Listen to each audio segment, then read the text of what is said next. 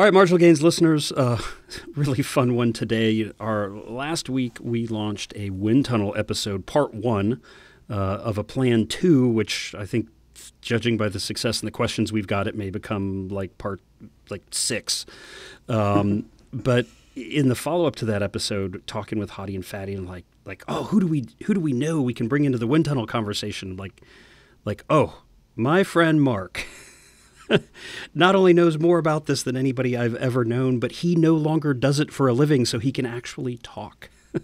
So we welcome today Mark Cote from MIT, from Specialized, and now he is at Zwift, where he can freely talk about wind tunnel testing because that's not what he does all day, every day. Mark, welcome to the show, man. It's so good to see you. Hey, thanks. This is quite a treat to be able to nerd out with one of my former, I don't know, if you think industry colleagues, competitors, whatever we were at the time, but I always had a massive respect for your obsession and innovation, Josh, and nerding out about Aero brings me back. So, it's great to talk. Well, it has been a while. I mean, I think I met you 04, 05, you were a student at MIT working at the Wright Brothers, give or take, right? OG I think we had, Wright Brothers wind tunnel at MIT, which was built in 1939. And I remember you and Andy Ording with Bjordy Reese and CSC. It was Ivan Basso and Carlos Sastra doing wind tunnel testing at our old wind tunnel. Yep. And that's when we met. I think that was my first pro athlete wind tunnel test, Josh. Long time ago. Oh, wow. Okay. So that was a big one for all of us. Yeah, that was our first time getting World Tour, or I guess then they were Pro Tour, teams into a tunnel in the States. You know, we had worked mostly with triathletes before that, and I mean, my God, half the European guys, they didn't believe in the wind tunnel or the aerodynamics, and so thank God for Bjarne Riis. No, I'm interested. Let's do this. Yeah, we had Phil and Gerard were there, and Kim Blair, who's running that whole... Is Kim still at MIT? He's not at MIT now. He's doing stuff at Purdue. I think he's a professor at Purdue right now. He and I were just messaging the other day. Kim Blair is a sports scientist, just kind of advisor to a bunch of students that have up and come, but he's working with the Purdue group now. Oh, shit. So, yeah. Oh, man. Okay, I got to look at I'm up there once a month we work with Jan Anders Monson and his group up there. Yeah. We're doing drivetrain friction and a bunch of other cool stuff like that. So, yeah, it'd be great to pull Kim back into the loop there. But, okay, so you're at MIT. I think I've tried to hire you, right out of school, and you went to Tesla for a while and Cervelo, and then I think I tried to hire you again, and you went somewhere else. So I think I'll save everyone the pain and suffering, but I think I've tried to hire you 5 times, and you turned me down all of them. That's generous, but bigger, better things. Let me know. Now I'm completely not usable for you in any way, Josh. But those early days were an interesting time. I feel like there were 10 people on the planet as obsessed about these problems of aerodynamic science, and the science was clear. And anybody that's listening to this already knows it. The largest proportion of force to overcome when you're trying to move a bicycle is wind, unless you're going up a really steep grade. And so in that situation, well, if a lot of people at that time weren't really believing it, man, there's a lot of opportunity on the table. And so as an engineer, the few of us that were obsessed on the thing that was invisible, where everyone was saying, doesn't really matter, you're not going as fast as a Formula One car, so who gives a shit? And all of these things are going on. Well, that's a fun time to be around. Hard to measure, impossible to see, but you're enough of a nerd to know that it matters. That's a great time to be alive.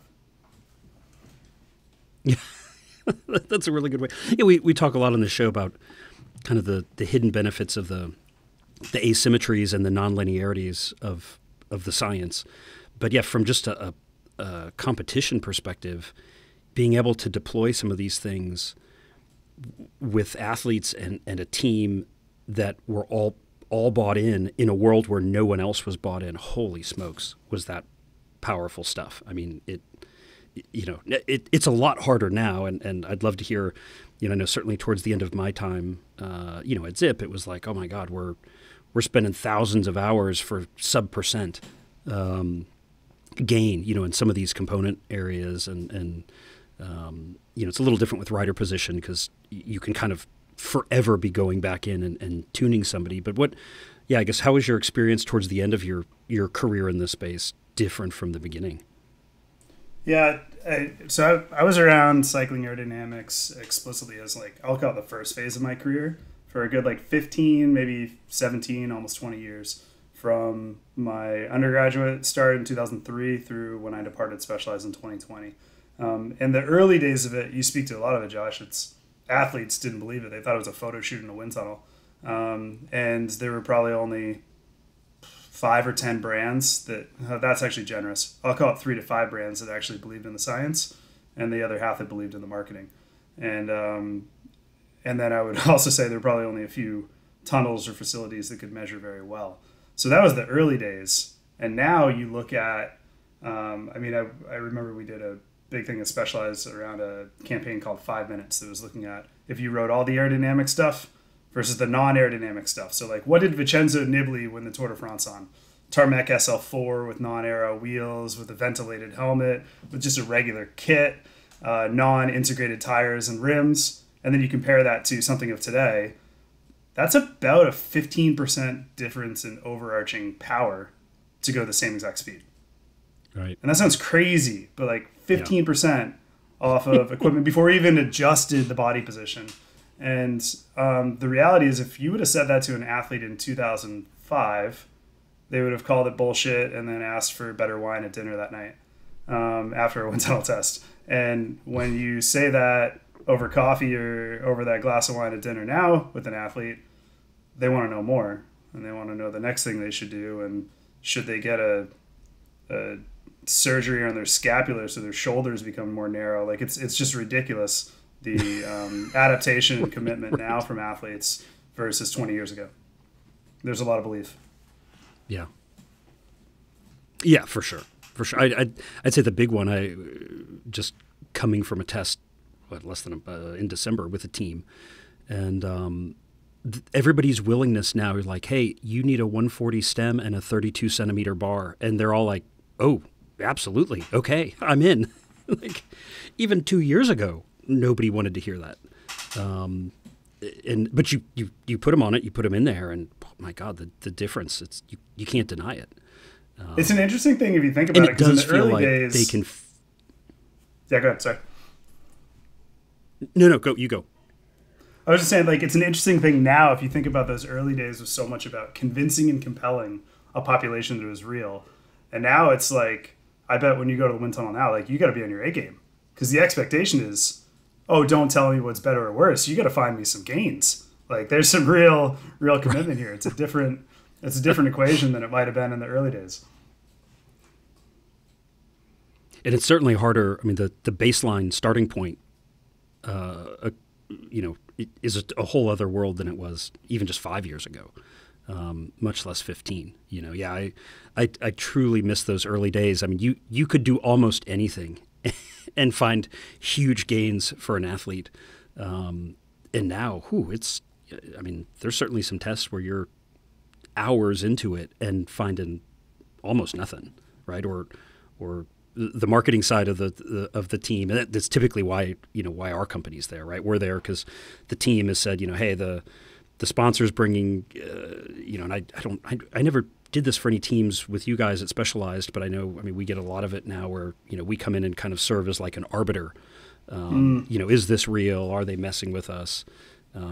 Does this sound plausible? Because you know how easy it is, right? The marketing guy always looks at that one cherry picked number and is like, this is going to save 3 minutes in 40K. You're like, guys, there is no more 3 minutes in 40K. So the thing that's it's hard really to find interesting, 30 seconds right now. I was going back through that the first podcast you guys did on the wind tunnel side, and I was thinking I had maybe a unique experience here, and I had some really fortunate benefits as a researcher here, in that a lot of things you talked about in the last episode were about those that have to rent wind tunnel time. And I'm sorry to say this in such a almost like, hey, well, I had this cool experience. 2 of the wind tunnels I worked at, I didn't have to look at the time clock. So at MIT, we could test like crazy. And look, I loved the facility, and it was an amazing undergraduate research opportunity, but that tunnel was built in 1939. It's since been torn down and rebuilt. Mark Drela there has led the rebuild of just an incredible state-of-the-art facility. So I actually don't know what's going on in sports science there these days. And then after beating my head against the wall and trying to convince anyone the business model of building a wind tunnel for sport, I mean anyone, no one wanted to give me money on it. I finally got to the point where Mike Sinyard and the Specialized team said, yeah, let's do it. And there's a whole story there if you want the inside baseball of how that tunnel actually came to fruition. But regardless, the point being is that when you don't have to check the time clock, it kind of changes a bit of this calculus. And so you're talking about like, well, where are those gains or where are they not? The things we did at Specialized were around the systemic gains of let's put 100 athletes through that same protocol and see how often these things show up. Not just one athlete. Let's put the same athlete through the same test protocol 5 days in a row or the same day, 5 months, 1 month apart, so we can see do they continue to repeat. Because otherwise, like if you go to, for those that aren't close to it or those that love to own budgets of companies, you get $100,000 to go to a wind tunnel. And it's like you've just flown across the country with every single component you could think of to stand on a bathroom scale. But by the way, it's the most complex bathroom scale you've ever seen. It's in a gyroscope atop a rocket, and it pivots around. Oh, by the way, make sure it's super repeatable and figure out the best science you possibly can. Oh, by the way, you've never actually seen the scale. They won't show you. It's under a floor. It's completely hidden. Oh, by the way, do great science. Yeah. And so, I had the benefit in those two facilities to not have to deal with any of those challenges or update the software, update the hardware, change the protocols. And that, I think, was actually the uncork, especially at Specialized, for the learnings. We could repeat, we could do the same test with multiple different athletes. And that's where you could find that 3-minute gain, Josh. But then, then everybody has it. And so then it is very Formula One. You only have that innovation for 1 or 2 months or 3 months, and then guess what? The rest of the population's figured it out. Yeah, no, that's a great point. I think that, certainly before I left SRAM, we had actually, and I would love to know your inside baseball because I know we'd actually contracted a guy actually here in Indy, Bruce Ashcroft, who designed and built the what are now the Auto Research Tunnel here in Indy, as well as the Reynard, it's now the Mercedes Petronas Tunnel in the UK. They're sisters, so they're identical tunnels, and he had designed and built those, and we'd contracted him, and he did a couple of kind of rough designs and estimates for us, and I just couldn't get the budget for it, right?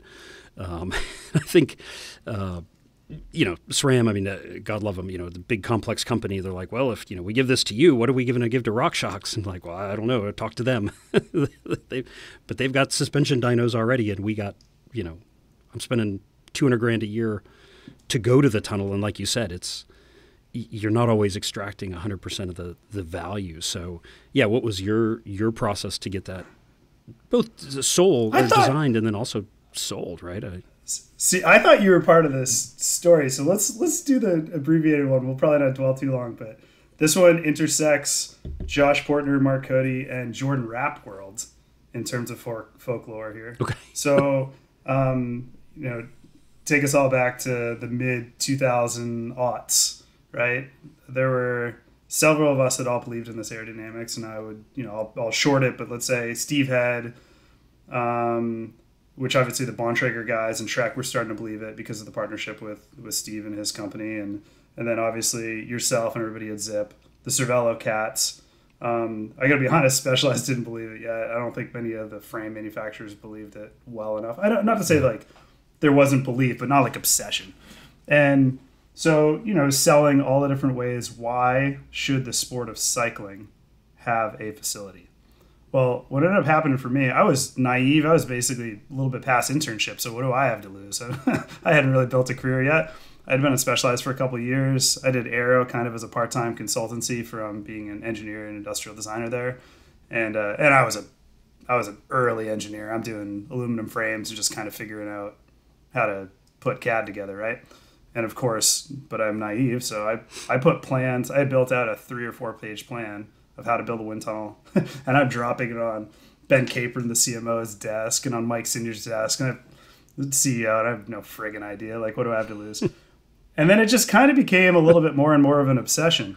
So this thing happens on Slow Twitch, where there's a motorsports facility shutting down in Southern California. Swift Motorsports. It was doing, I don't know, motorcycle testing or whatever. And they were selling their wind tunnel as an auction.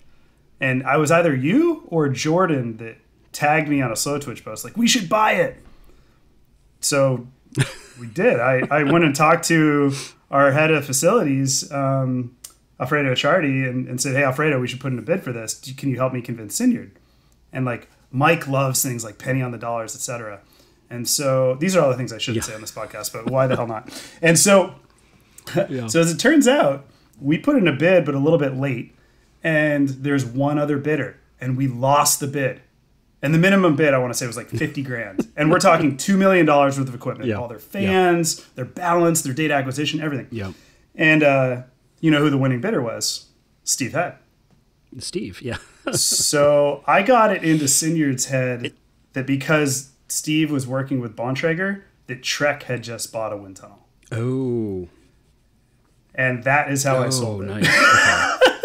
Okay. That's how. Basically, just and the reality was, you know, Steve, what a like a pioneer in this space. That tunnel never got reassembled. I know those pieces still exist in some way, shape, or form. But that ended up being enough of an impetus where I said, hey, look, we lost this bid, but here's the design that we've kind of scoped out. It's not going to be pennies on the dollar, but I think we should go through. And I basically got the go-ahead to build a budget, and then went through a year of budgets that were unrealistic, wouldn't work, couldn't happen, and then finally got to, you can have this amount of budget and you can have this amount of time. And so we got like 6 months and, you know, whatever that budget was to start to build. And this was 2010, 2011. And so two other things happened there that were really critical. Chris Yu was finishing his PhD up at Stanford, and we found him. He's now at Rivian, but man, what an amazing technologist. And so he came in, he was doing his PhD in computational fluid dynamics, and came and helped design the tunnel as a super intern, did an internship with us. And then the second thing is we had a downturn in the business that year, like the whole bike industry did. So we bought the fans right before the budgets were locked. So I had 6 fans sitting in a parking lot. Okay. And that ended up being the uncork to finish the project. But that's the story of how the specialized wind tunnel came to fruition. And then we designed it, built it, and commissioned it in about 6 months. So it was fast. It's a fast one. Wow, that's crazy. Yeah, I honestly had always wondered if Bruce ended up going to you guys, because what you came up with was super close to when he put, I think, 4 concepts together for us at like 4 price points. And one of them was, I mean, when we saw that specialized tunnel open, it was like, oh shit, I bet they worked with Bruce on this, because it just looked, it was so familiar. I actually don't know Bruce at all, but it sounds like he had, I think there's a lot of similar thoughts that led to that design. You guys talked about it on the last podcast about a closed return and open return tunnel. And all of the perceived challenges with an open return tunnel, we felt were mitigated if you could control the volume that it was put in. And so in an open circuit tunnel, it goes end to end. There's a front, there's an inlet bell, and there's an exhaust where the fans are. And at low speed, these are environmental speeds. Like we're talking, the specialized tunnel goes 75 miles an hour max. So at that speed, if we could create a good controlled enough volume in the warehouse that we built it in, we felt that it would have most similarities to almost like a dual recirculating tunnel, because effectively it's exhausting into a big plenum, it's being sucked back in through the front. So it's kind of like you've created these kind of circulating forces. And so we found that to be true. The wind was actually not the hard part. The balance is the hard part. So yeah. Well, and if you have unlimited access, I think the thing that kills you with, certainly all of the open return tunnels I've ever worked, it's A2 is a prime example, right? You're mid-run, you're like, somebody opened a door. And, like opening the door just like completely blows everything apart. And you're like, I'm paying how much money for this? And now but yeah, I mean, I'll tell you, and I don't think I've ever told this story before, but the Michael Hall, who was at ZIP at the time, and Bruce, the golden, I mean, the $30 million wind tunnel, like one that they wanted, the two of them worked together on. And conceptually, I am to this day still in love with this idea. But essentially, kind of an open nozzle tunnel. Imagine, so you build a giant circular building, right? Like a big circular dome, where you have the building and you've got the balance isolated on like a concrete pedestal in the center, and then essentially giant slewing rings where you rotate the actual tunnel around the rider. And essentially, like, thinking of all the stuff you could do on the balance side if the balance was fixed to earth and the volume could move, or essentially the flow direction could move. And man, they came up with some really cool stuff. And I mean, the instrumentation, and I mean, you get all this stuff. And I to this day just think of like, oh, that would blow people's minds. It would have been so cool. But for $30 million, it better be pretty freaking cool. That's always been the tricky part in the economics. And I'm sure you felt it too, Josh, through this period of time. We were talking about wind tunnel testing. We still are at a moment in time where, oh shit, now we're talking about AI and CFD. And so, what's the point of a wind tunnel when outdoor testing, power meters are ubiquitous. There's now commercial products to measure aerodynamics outside. I mean, that didn't exist. Those were all R&D projects back in the early 2000s. And CFD is so powerful, and we're going to hit the computational singularity in the next 20 years, or whoever wants to forecast that. So what the heck is the point of a wind tunnel? And the reality is, even if the outdoor testing is great, or a velodrome is fantastic, and CFD can predict, you said this really well in the last podcast, being able to calibrate that to control the actual results to make sure they're real. The wind tunnel, I still say, if I could only have one tool, I would choose the wind tunnel over all three, as long as I had at least a power meter to check outside. And that might not be a popular thing if you're going to ask a lot of engineers today, but after, I was doing, before this podcast, I was checking in how many hours I think I spent in tunnels over that 20 years. And I think I've broken about 10,000 in testing and about 5,000 in developments of facilities. And in doing that, the reality is I'm probably way less efficient than you or the others in this space, Josh, but we tested everything. So like that door opening at A2, you better bet at Specialized the first year, I was like, no one walk in front of the inlet bell. And then we ran a week of testing where all we did was have people walk in front of the inlet bell so we could figure out what would be the changes, and can we do 30-second tests or 27-second tests, or, and all of that protocol development allowed us to figure out, okay, what's the design of the facility? What's the design of the protocol? What is the iteration of the athlete or the piece of hardware that allows us to do all of these things? So, the reality is we all want that $30 million facility. And what we got, it's kind of like, Josh, you could make $50 million a day, but you have to work 22 hours a day for the rest of your life. Okay, well, I have an amazing facility, but do I actually have the ability to test all of the different iterations and get it all down? We actually took the path of simple, robust, and the ability to just...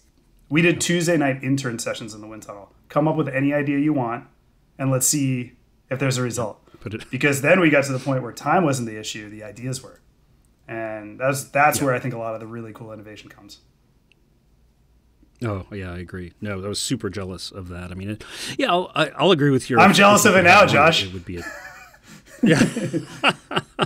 But I'll agree also with your, if you could only have one, it would be a tunnel. And I think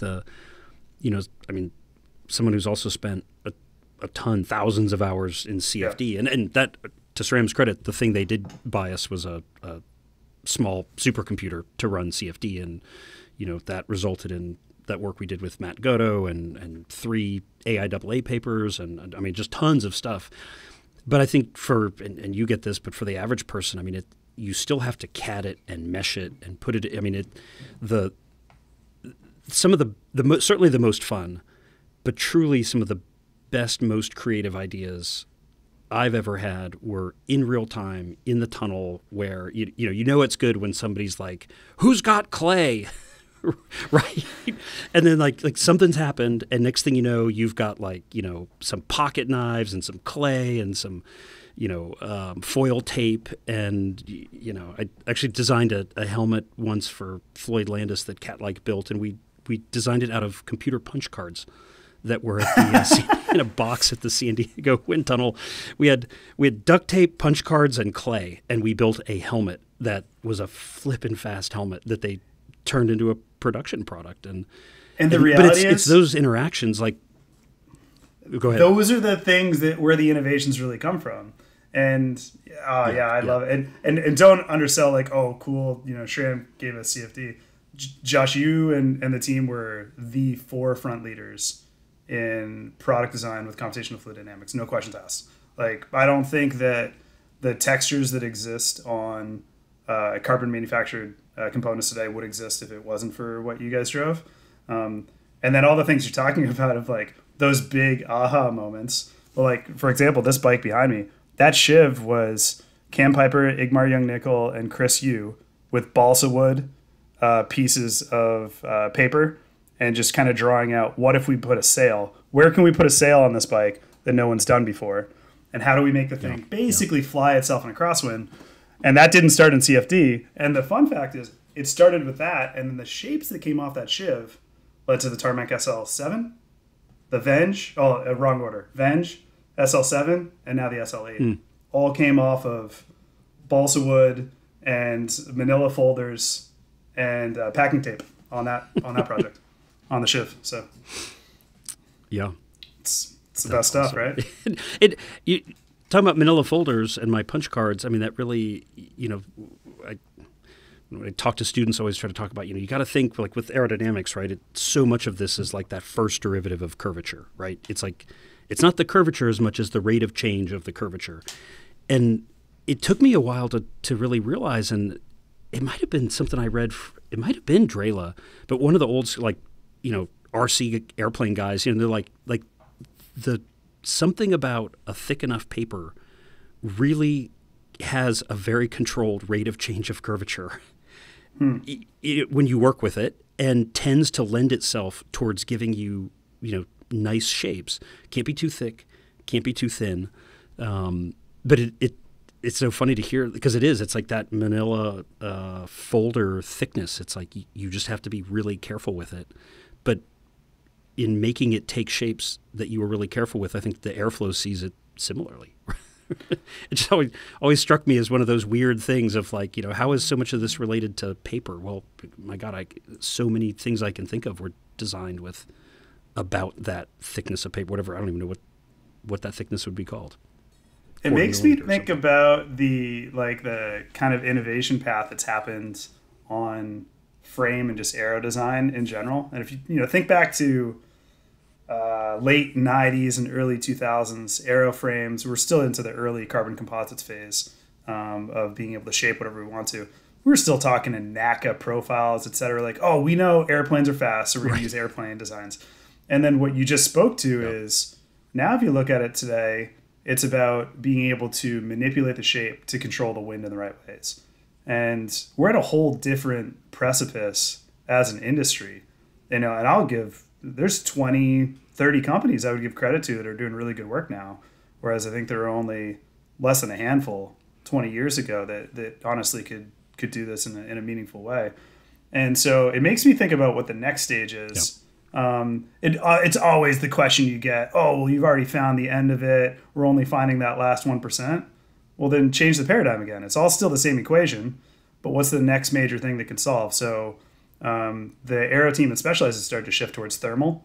I still think there's a decent bit in drag left, but it's going to be a different iteration of drag.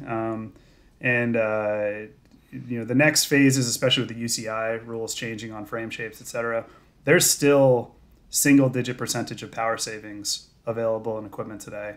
I still think that there's mid-single-digit total power on teams as a system, because not every athlete is fully optimized. Not every athlete is fully believing in this. So we think that we've reached the end. I think we're just at the next iteration. Yeah, I think that's a really good point. Yeah, I will say I've just the handful of teams I visited in this winter and the kind of the run up into the season. Say disappointed isn't the word, but the rules changed and the bikes haven't really yet. So I'm hoping there's a whole slew of stuff coming, in that like 2-3 weeks before the Tour de France, where everybody really shows off the stuff. But I've been hands on now with two of the biggest World Tour team TT bikes for this season, and it's like, oh, that's iterative. Nobody's really pushing it. 100% agree with you. Thermal, man, that's the next frontier, and I think like this next generation of wearables, and some of the stuff we're learning from that is going to be super fascinating. And then to your point of like 100% buy-in and 100% optimization. We're just definitely not there yet. Oh yeah, that guy doesn't like those shoes. Well, those shoes are a big deal, right? Or that guy doesn't like that helmet. I'd say helmet's probably the last one I know is a major frustration of a lot of the technical people and a lot of the teams that we work with, where it's like, yeah, we know they should be wearing this one, but they want to wear this one because it's lighter, and that's probably one of the last places where we're really battling this weight aero thing, and I think that's just going to take, I think, better designs, but also better education. Be like, no, this thing that's aero, it's almost as light and as well ventilated, or within a couple percent, or whatever that messaging has to be. So you kind of mentioned this earlier, but talk to me about how did you guys use the tunnel there in that sort of educational, convincing stage with the athlete. I mean, to me, that always felt like it would be like one of the most powerful pieces of it. Like, hey, not only can we test this, but we can bring all of you here over and over again to make you believe in it too. I'd like to act like the convincing phase is over, but it probably isn't, because it's still a bit of science that's invisible. So it's probably never really going away. When the tunnel was built, it was conceived around kind of three key things. It was about product innovation. Sure, everybody expects that it's that, or Specialized is a big marketing engine. So the reality is like product R&D. We were investing $500,000 a year in wind tunnel time. Okay, what if we did it on our own? It was around athlete and performance testing. And so at the time, our roster between mountain and pro roadies and triathletes, et cetera, was probably a little over 100 athletes just on the global team, let alone even our market level team. So it was about on that scale. And then a thing that I think is still very unique about Specialized is amazing. There's a internal university called Specialized Bicycle Components University, or SBCU, that is about educating retail staff about the technical elements of product. There's a full fit school that has been built out with Retool and Body Geometry Fit in the past, and now Body Geometry Products. And that entire arsenal meant that we had 4,000 retail staff through that facility in the first 3 years. So 4,000 retailers that are all talking aero on the floor. And so now I'm kind of going on a tangent towards what does this mean from the industry standpoint. But now if you go back to it in the pros standpoint, like Paula Finley was just in the wind tunnel at Specialized, and I messaged her. It's her second tranche as a Specialized athlete. She was ITU in her first tranche. She's been through the wind tunnel now. I think it was either her fifth or sixth time in the wind tunnel. And as an individual athlete that has been able to kind of continue to reinvent herself and show results, well then, that talk happens on the side. And it's less about a photo shoot and it's more about what'd you learn this time? And Tim Don was really... So on the triathlon side, maybe a little bit more adaptable. On the pro side, we created 1 to 2 camps per year. So it was always like the new stuff. Like, okay, Roglic just joined Bora. I know he's in the wind tunnel pretty recently, or will be in the new year. I don't know the rough timing, but usually there was a early team camp. There was usually one right around like pre-classics before things kicked off, and then they would usually send a couple people that were off the cycle to do last minute either Tour de France or Worlds testing. And so you might test with one of the B or C people on the team for one of the A riders, like, hey, let's go verify that wheel and tire thing's really good. And so in that, we effectively created 3 moments for any one of the top Pro Tour teams. And then it really pivoted. So if the coaches and the sports directors, or even the technical directors, like early days with Quickstep, Rolf Aldag, who I know has been across many teams, but he was at Quickstep at the time, super, super impactful because people trusted his choice. So it's a bit of... having people in consistently, getting the word of mouth, and honestly, like any product, our wind tunnel testing was a product. It needed to deliver results. Like, there's no BS about it. We make athletes faster. That was the target. Yeah. Yeah, that's a great, I mean, having that, the more holistic view, right? It gives you a lot more opportunity to soft sell. And you know, and in time, the results clearly speak for themselves. Having said that, were you involved in the helmet that has the hoodie thing? With that, no. Taking this in another direction. So you talk about the next frontier of aerodynamics and fashion, and guess what? The helmet matters because people care what touches their hair. I was not part of that project. I can't speak to its technical merit. I can't speak to its fashion merit. I'm not wasn't across it, but I understand the concepts of what the team was trying to solve for. Yeah. And the backstory on helmets, and it's a little bit damning if you're in the market to buy an Aero helmet, but the reality is there are some helmets that work for a lot of different body shapes and head shapes and body positions, and then there are some that are really made for a specific type of body shape, body position, head between arms, etc. And so, the predecessors to that, the new Specialized helmet with the balaclava, etc. The predecessors, we were trying to make more and more versatile to multiple head positions and multiple, because here's the reality. You work at a helmet company, not even a bike company that does helmets, but a helmet company, and a project like that is $1 million minimum. Like, it could be upwards of even $5 million when you're all done, right? In terms of tooling, R&D time, testing, right? And the reality is, like, it's a big investment. Certification, all that, Yeah, and also, like, you think you're only building one of them, depending upon which brand it is. Like, for example, the McLaren helmet that we did, it was codenamed TT4, it was the Specialized TT with McLaren. That helmet, the original one, was only made for CE certification. So it was actually an issue if you came and raced in the US wearing that helmet. It didn't pass CPSC.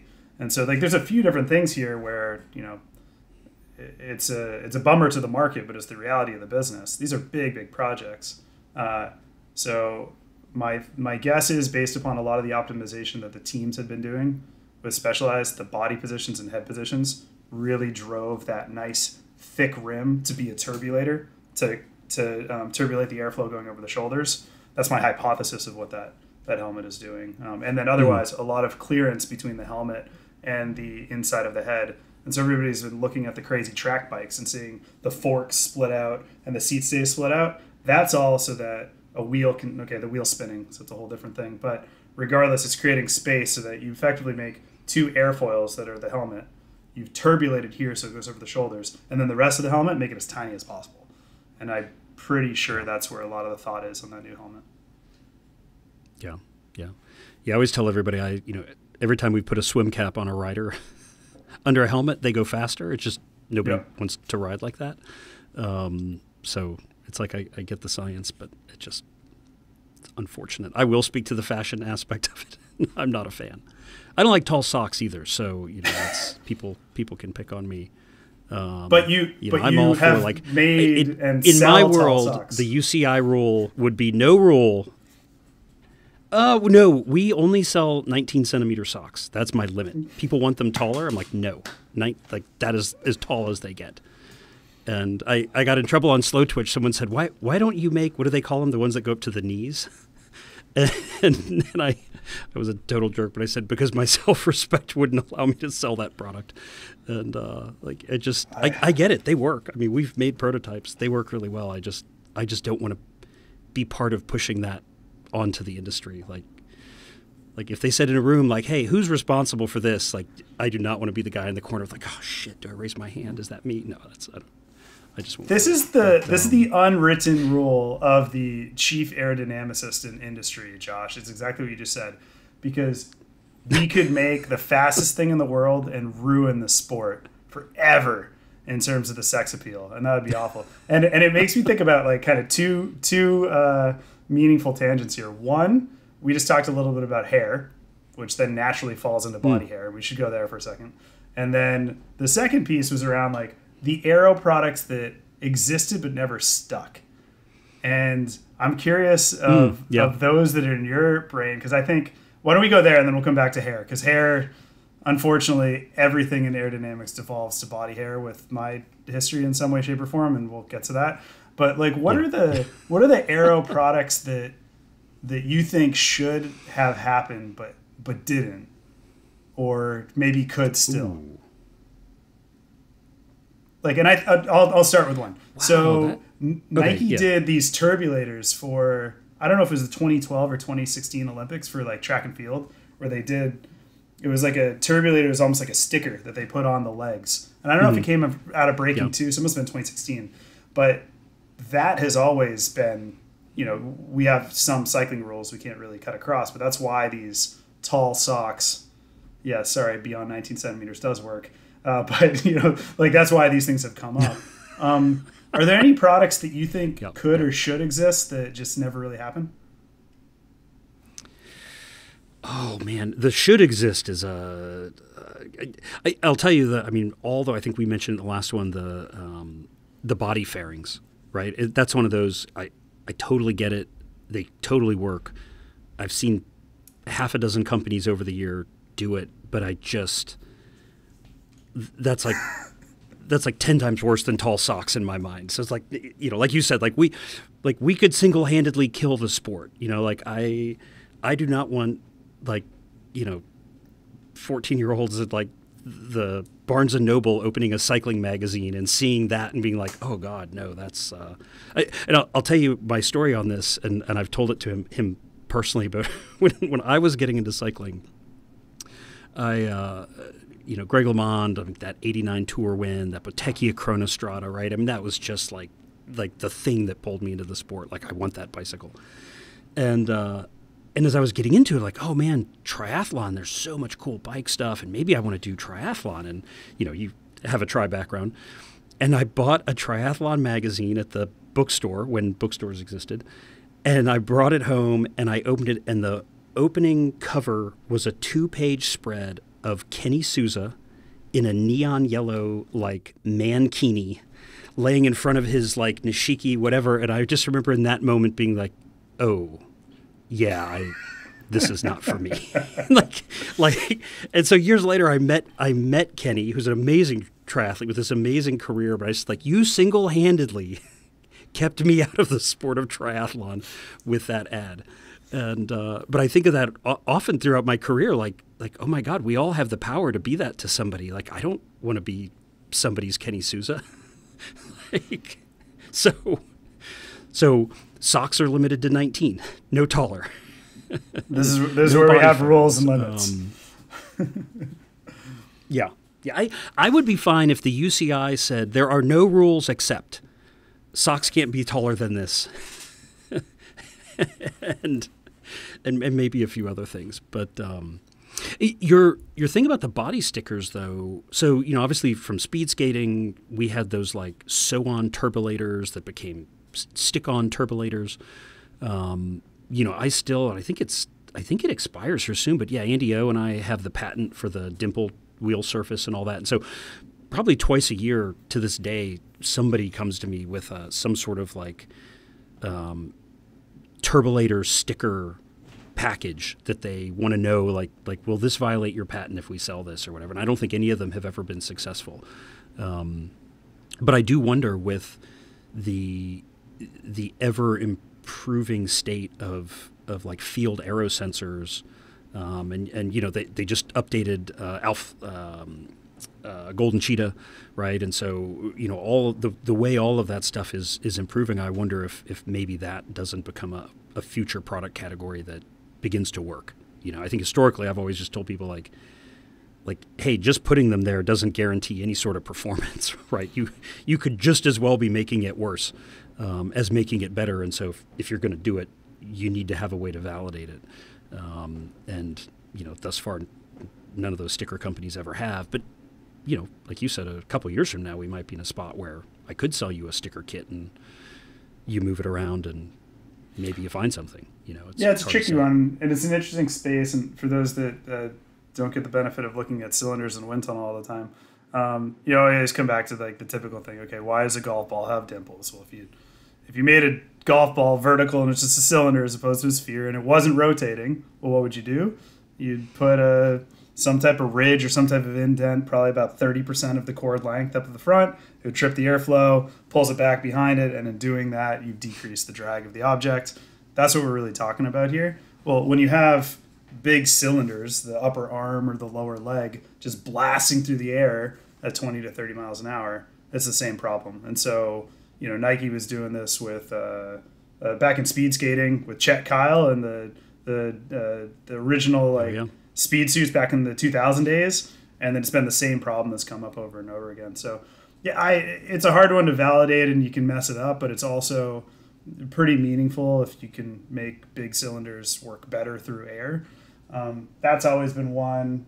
And then, UCI has always been tight on the skin suits, but like that little bat wing moment that we had between the arm that was just connecting just a little bit, and people are kind of cheating it. Massive benefit if you can make that work. And there was a company that I still have one from the late 80s that made a full one that went from the elbow all the way back to like below the belly button. It was wild. Didn't work at all. We tested in the wind tunnel. Actually, it caught air. It was like a squirrel suit as opposed to. It did not work.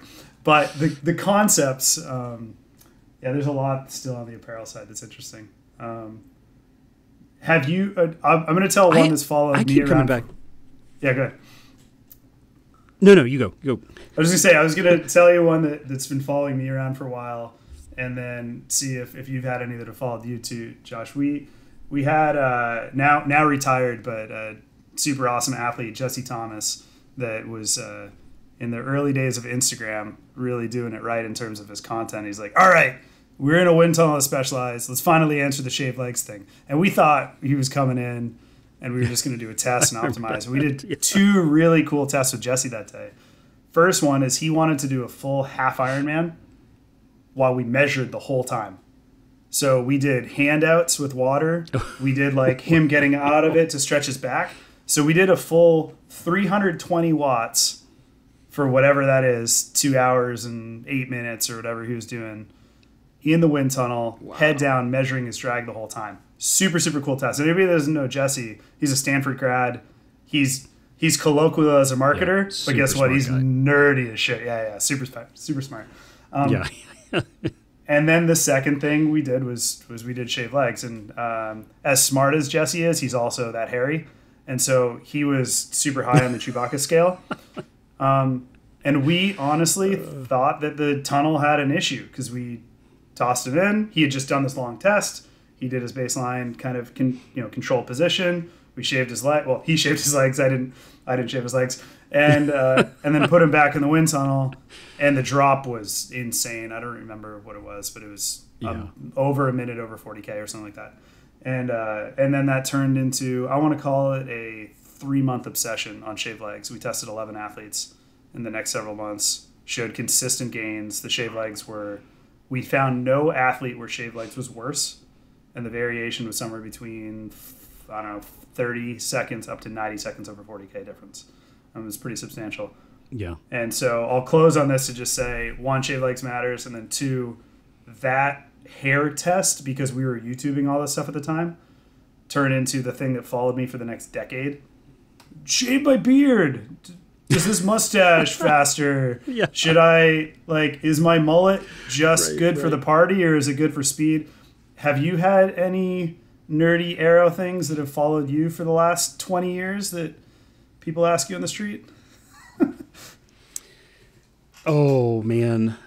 For me, it's totally Dimples, right? People have put Dimples on everything, and and some of those have been really, honestly, a little bit awkward. I mean, back when I was still AdSip, one of the helmet companies came. They're like, "Oh, look, we dimpled the front of our helmet for you," and I'm like, what's your initial instinct of like, well, that's exactly the wrong place to use dimples, right? I mean, partly is like, well, shit, that's not what they're for, man. Your helmet's not spinning. We, like you said, we we know where the flow is going to separate on that. That's not the right use. So Dimples, I certainly can't get away from. And I would say the other one is clothing. You know, I was lucky to be there when I would say we kind of almost accidentally. I mean, I was with Steve Smith and the Castelli guys in the early CSC days when we started just playing around with wrinkles at first and like clothespinning and tucking and that sort of thing. And that really led to, you know, in some ways the beginning of like the Aero crazy. And, you know, I was there with Lance Armstrong and Steve Head when Nike brought this original Swift Spin suit that was, you know, $10,000 and didn't work. And so, you know, I would say that me ending up with you know, I actually did that sock. I might have told this story here before. I did that sock. We found it in the tunnel, and I really just wanted one of the brands to use it. And none of them believed that you could make a knit Aero sock that was actually fast. And so I made them, and they worked. And now we like the bulk of the Aero socks that have SILCA tech are actually made by another brand. But yeah, I mean, the Aero sock thing continues to follow me in that I still at some level struggle to believe that it works as well as it does. And yet every time you test it, it's a little bit like the first time I think I ever put an Aero top drop bar on a road bike, and you're like, no, that can't be, you know, I mean, like you just have a feel for these things, right? And you just see the drop and you're like, it's two flats of a drop bar. Like, how can that be that big? And socks are the same way. I mean, you just, you know, it's just like your Chewbacca thing of, you know, you just can't help. You have that feeling in like your stomach what these numbers should be, and you put the Aero socks on, like, shit, really? Oh yeah, you know, do the quick math in your head, like, yeah, that does match up what we generally see. And so I would say those are probably the big ones for me. I will tell you, and the question I have for you that I have my own good story with, but you know, is there something you found that was like could change everything, and then you just couldn't either get it to market, get it to work in the production? Like, what's the one that got away story? That's a good one. I know like the aha that I wish I would have held on to the patent on, for what it's worth. my senior thesis at MIT was a behind stem hydration system.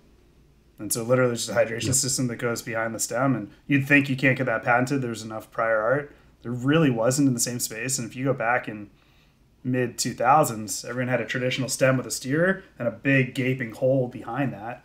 So I filled it with the 3D printed hydration system, and I had a international patent, but didn't go any deeper. And I was a naive little kid at that point. Now look at any bike where the stem and top tube are not integrated. Like, they all are integrated. Yep. And so, you know, there was a very clear, that one was more about where I was in my moment in time rather than the idea. Something that I wanted to produce that didn't end up happening at any point.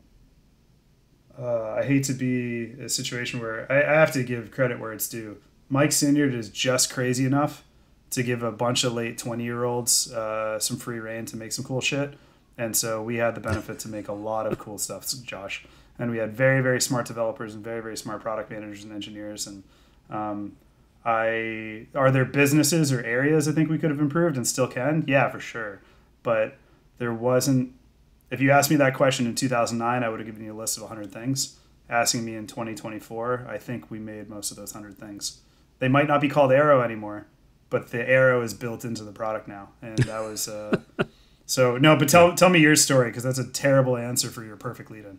So what's the thing that, because somebody's going to listen to this and fund you. They're going to fund you. It's going to be like the next thing. Yeah. So no. So mine got away purely on we couldn't make it. I'll start though. Your senior thesis was widely known and read and distributed, and I will say that, you know, we weren't in that space at all at the time. And so, I mean, I remember looking at that and going, oh my God, somebody's going to make a killing with this. And then the second thought was all bikes are going to in 2 years, all the bikes are going to incorporate this because the savings are just too big. I mean, the numbers, it's a little bit like the Aero Socks, right? Yeah, filling in that gap behind the stem. Holy shit, what a huge deal that turned out to be, right? And so I was shocked when 2 years went by and 4 years went by and 6 years went by and almost nobody was doing it. I mean, I just couldn't believe how long it took all of the big brands to just fill that in. I mean, and like you said, pretty much now, that's just what bikes look like, right? But I was really, I was shocked that nobody made the hydration unit, and even more so that it took the bike companies. I mean, I think Cervelo iterated 3 S-Series generations during that time period before they kind of got to filling that in or fixing that. So it wasn't like, oh, we just updated the molds and we'll get that in the next one. I mean, no, they all the big players did multiple lines. So that and we'll for the YouTube video we'll put up some images from. I'm sure you can send me your thesis, but it's essentially what the gravel folks now use is like the little Aero top tube bag. Mark in a way. Yeah.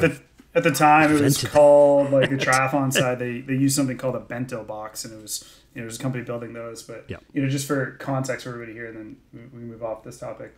If you put a bicycle in a wind tunnel, just use a road bike for easy sense of it. There's the wind tunnels that were repeatable enough. The things that you could change about almost any bike that would register as benefits. Josh already hit one. The bars, what you could do to the tops, a big cylinder, clean it up. What could you do behind a stem? Doing aero tubes, aero fork, dropping the seat stays, aero seat post, bottle positioning. That's basically it. I'm not saying there aren't other things, but like everything I just said is a 1 to 10% reduction in drag for the overall system of the bike, just the bike itself, bike, wheels, cranks, etc. And so in that, from a macro sense, like the behind the stem, I don't know if my data was great, Josh. I mean, MIT wind tunnel was good, but not great in terms of precision and repeatability. But I had forecast at the time, I said it was like 5 to 8% of bike drag just by filling in that space. That's probably about true. On some bikes, it might be upwards of 10%. Mm-hmm. And so if a bike think about the bike is about 25% of the bike rider system. That's round numbers. So if you're reducing that, you're talking 2.5% of the aerodynamic drag as a total power system. Say it's 80%. Now you're talking 1.6% of your power just from filling in that dumb area. Hmm. And so that's how we do this kind of rough calculation of does it matter or not, Yeah. Well, and I'll tell you, I mean, we were at ARC with Dylan Johnson playing with bags 6 months ago and dropped the SILCA version of that bag, which we don't even make anymore, but dropped the SILCA bag in there and saw, I mean, roughly your number. So so it still holds.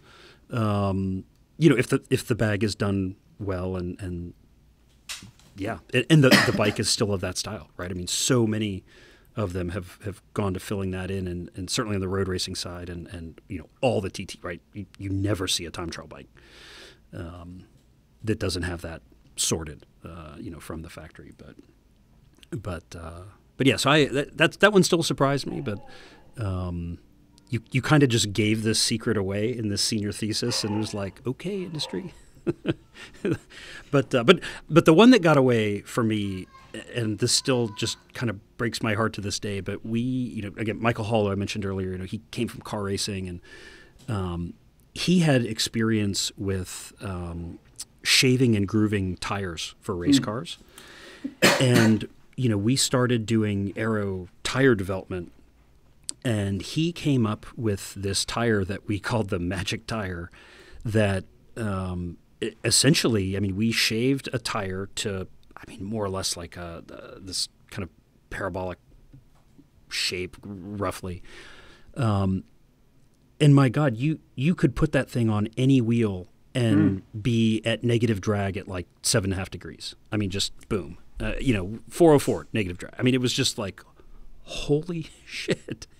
And even on old school like box section rims, they were almost competitive with like modern aero wheels when we put this tire on there.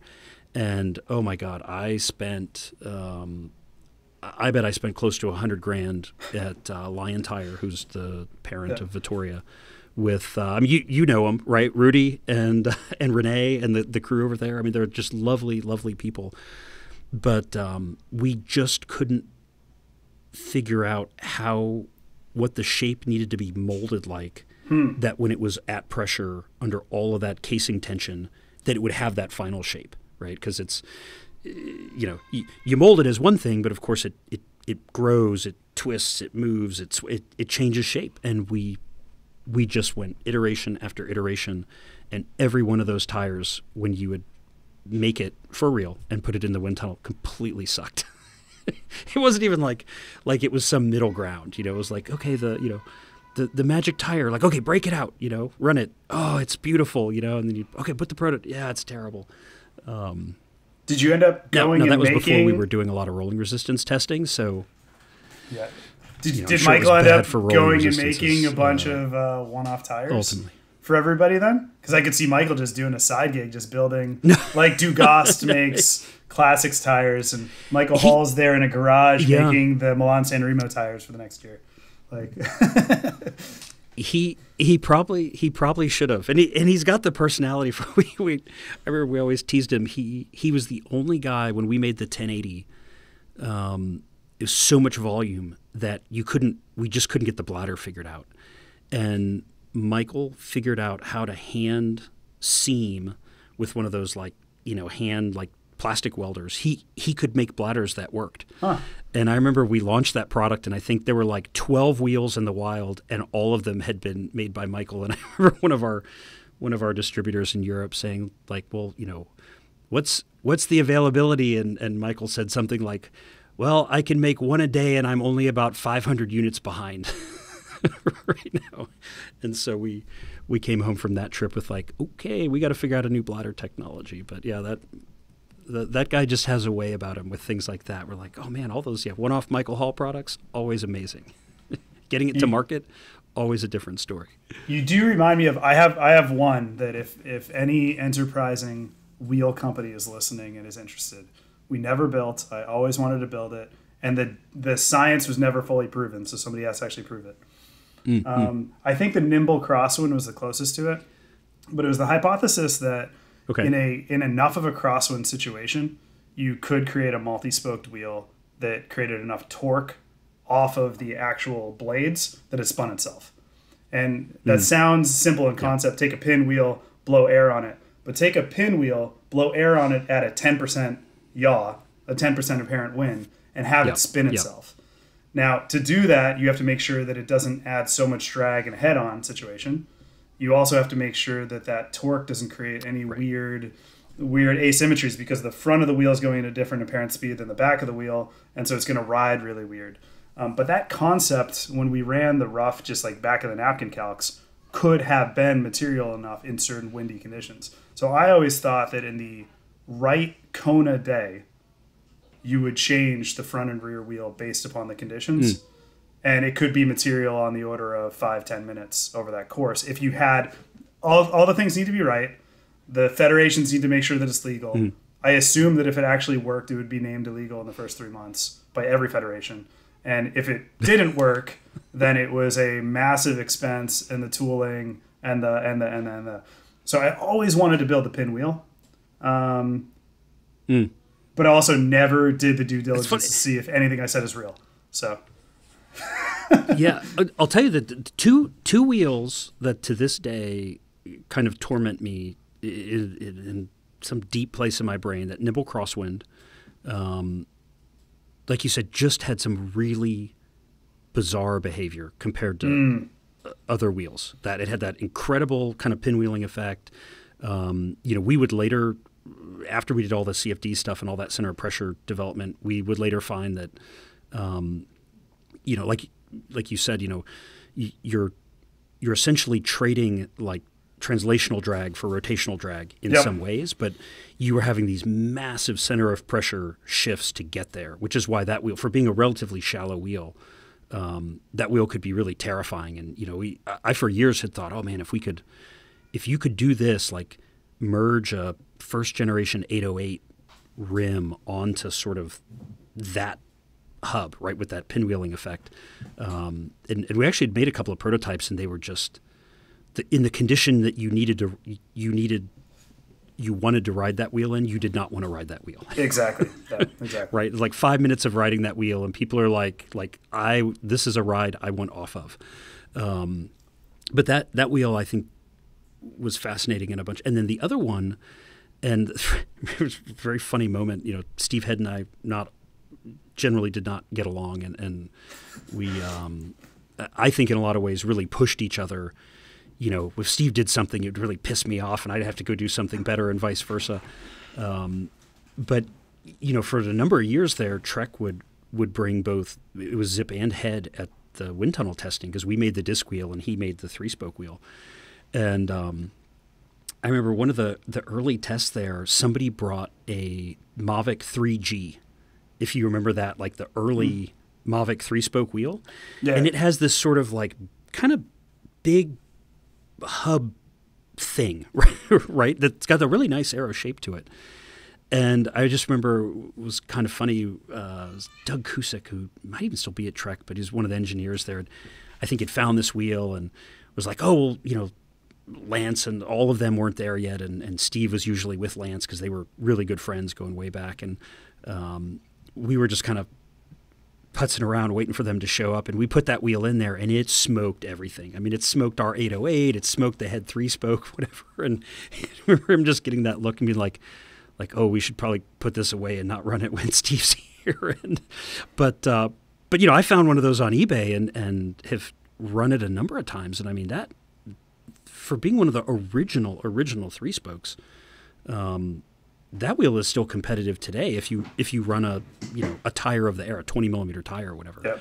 And so that's another one I have looked at and thought, oh gosh, if you could do some modern rim tire interface work on what's otherwise the core of, because that wheel also had a pretty nice pinwheeling effect. I know at LSWT in San Diego, I mean, you could actually get that to essentially like a 0 torque, if not slight negative torque, even at pretty low moderate.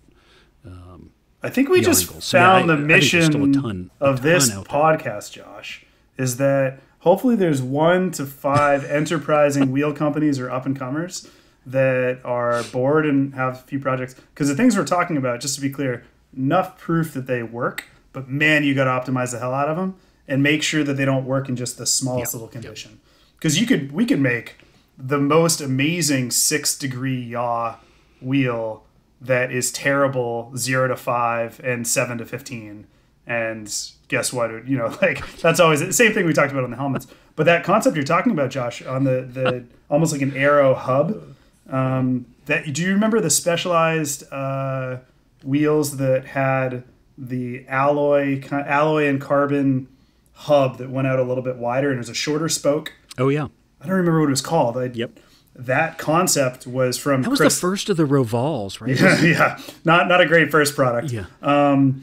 It was super, super cool, and it had a mix of industrial design and engineering in a way that only Chris DeLuzio could do, and he was the engineer that led on it. But the concept was around exactly what you said. A narrow aero hub works, like a disc in the middle and then a rim. If you can only put surface area somewhere, do it in the rim. But if you do it narrow in the hub, it works too. For the engineers that are thinking about this, well, then you end up having a terrible spoke angle and really short spokes that have crazy stress concentrations where the threads are, which is what the problem was with the Specialized wheels. You crack those spokes left, right, and sideways. We had a bunch of problems, but it made the hub really aero. And so that Specialized wheel was actually fast if you could pair it to, I think we paired it to 808s, and we even made one with a 1080. The spokes were like 50 millimeters long. It was the dumbest thing in the world. And I think I still have a rear one that I've kept. But it worked. It totally worked, yeah. Oh, man. Oh, that's funny. And now, for Inside Baseball, you said Chris DeLuzio, and when I hear Chris DeLuzio, the one thing I can think of, Cobble Gobbler. Hey, let's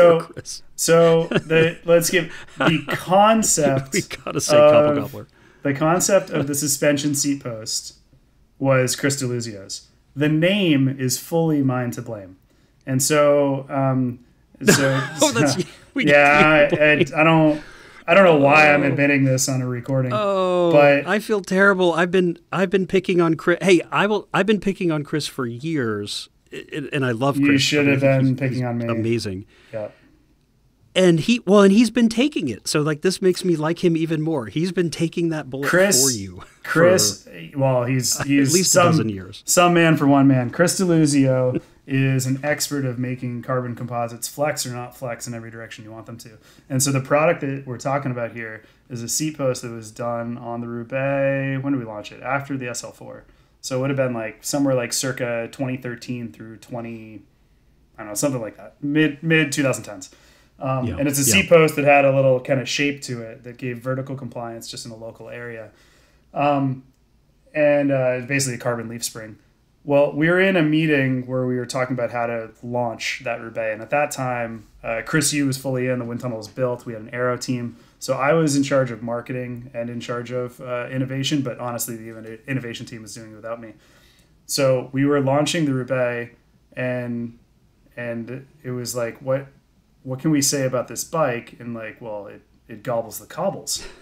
And I think Sinyard was in the room and he's like, that's it. We need to be more fun as a brand as the Cobble Gobbler. And so we're like, hey, is anybody going to tell Mike that's a terrible idea? And like a few of us did. And he's like, nope, that's it. It's the Cobble Gobbler. We need to be a more fun brand. We're doing it. And so if anybody, we were presenting that Roubaix to the press. And I remember a Japanese journalist saying, it gobbles the cobbles. What does it eat? Rocks? And I was like, yeah, it eats rocks. It's good. So, then for the next 2 years, we tried really hard to turn that one into like an acronym or just an abbreviation. So it turned to CGR over time, but that first generation post. Okay. Yeah. Hey, you win some and you lose some. You name a Shiv and you name a Cobble Gobbler. What can you do? Right. So right. Naming is harder than Aero. Oh, that is. Yeah. I would agree. I would totally agree with that. Those are always the worst, hardest meetings. What are we going to call this? Oh, man. Respect to the copywriters. Respect to the copywriters and the content creators. Yeah. It's not straightforward. So, yeah, 100%. Awesome. Well, Mark, we've crossed our hour 10. I think I could go for another hour, so we'll have to have you back on here. But man, this has been a ton of fun to catch up. We didn't even get to talk. Okay, we're definitely having you back on because we didn't even get to talk to you about like what you're doing at Zwift and like all this other amazing stuff. So promise me you'll come back on. I would love to do that. And we're going to pick this up. I would love to do that. And if there ends up ever being like an Ask Me Anything just around like a phone a friend about check out my Aero position or the fun things that you get. Do you still get those emails and LinkedIn's of like, can you look at a picture of me from the side and tell me what to change about my back position? Whatever. I would love to nerd out more on Aero. All the time. Yeah. Yeah, etc. Well, thanks so much. Appreciate joining me. This is fun. This was all. When I just had a thought. Every year I probably get half a dozen like PhD theses. Maybe we make an episode around that.